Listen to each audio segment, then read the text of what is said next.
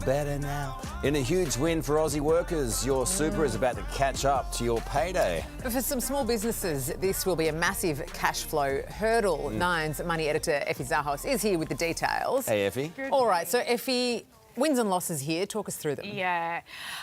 So basically, Payday Super was introduced in Parliament at the end of last week, and it means exactly that. Every time you get paid, your boss has to pay you super at the same time. So at the moment, it's paid at least every 3 months, 4 times a year.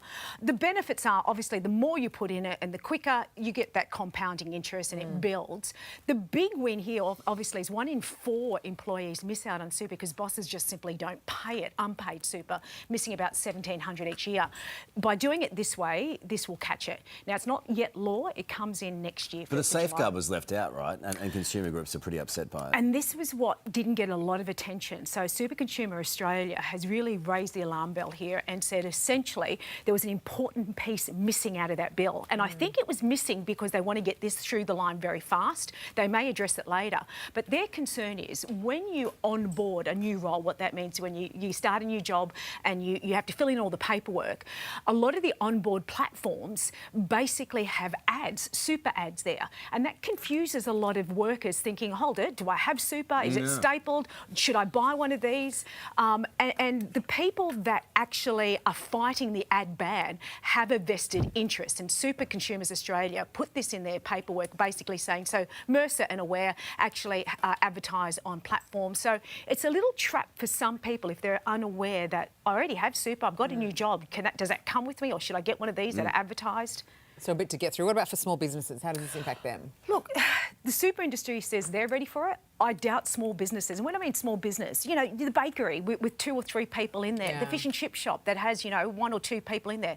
It's a cash flow burden for a whole lot of small businesses. Did I distract you on fish and chips? When you said fish and chips, a little bit, yeah.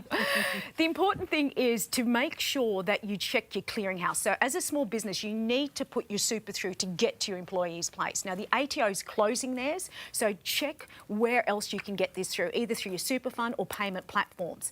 If you miss these payments as a small business, you are going to cop a penalty.